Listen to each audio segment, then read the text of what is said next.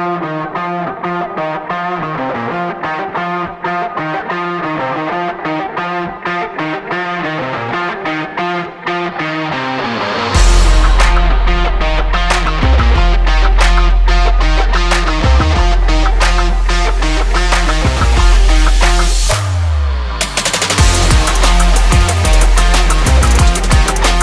back to Bad Attitude C-10. Today we'll be installing our track bar or adjustable Panhard bar we picked up from Kenworks Fabrication.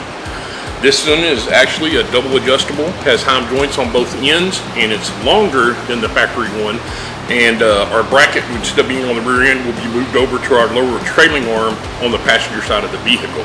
This will give us a little bit more adjustability and allow us to tune their chassis a little bit different. Sorry about that, I'm hitting stuff. Alright, let's get to it. So a little more on our track bar that we picked up, or Panhard bar, whichever you prefer.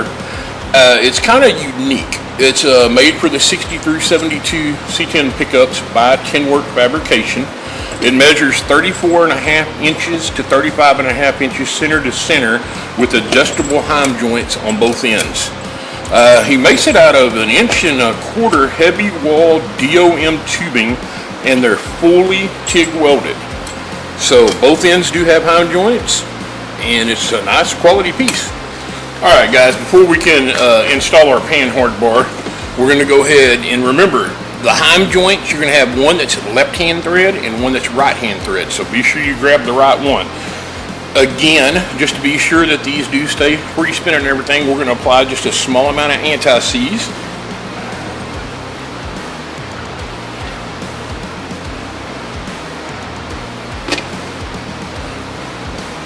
And as you can tell, I'm turning this one lefty-loosey, which is normal, but it's actually screwing in and tightening.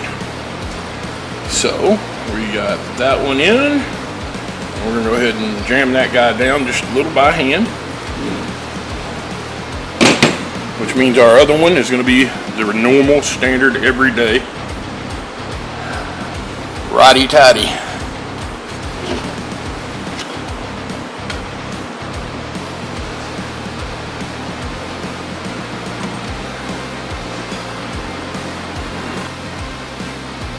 And the reason we're going on ahead and putting this on now is because once this bar is on, it does not have to come back off. All we have to do is loosen the jam nuts, and once we loosen up both jam nuts, we can just turn the center tube and adjust its length by either shortening it up or making it longer.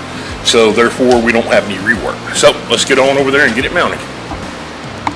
So we're going to take the supplied bolt with the washer, one of the heim spacers. I'm going to go ahead and start the bolt in the hole. Put the heim spacer on that bolt.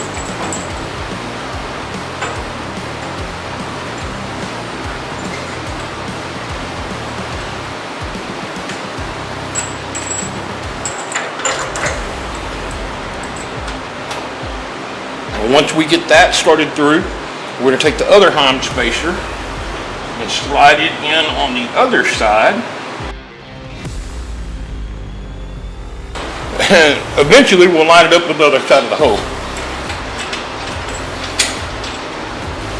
We will be using a lock nut and a flat washer on the opposite side.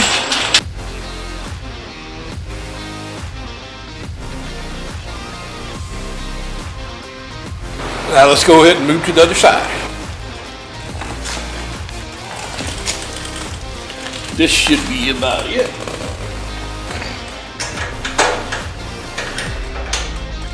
Yeah.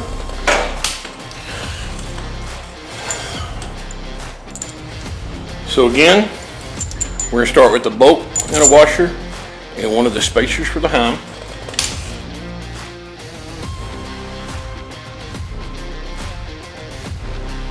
Then I'm going to get the other heim spacer.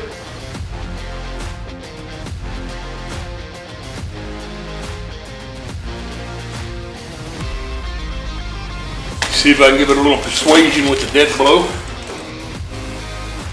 Then we'll put the other washer and the nut on the back side. And we'll snug it up.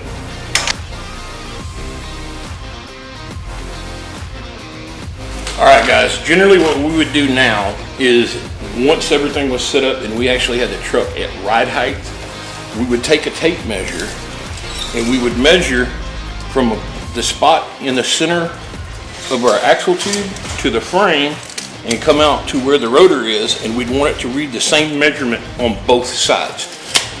But until we get all the weight on the truck and we get the anti-squat bar locations for the trailing arms where they need to be and our ride height adjusted, it's just dummied up, and that's where we're going to leave it. So I'm going to give you one last view of the Panhard bar. So there's the final product and what we're dealing with. So we'll see you next time when we install the cab so we can get this thing off to the shop to get the cage put in it. As always, thank you, and please like and subscribe.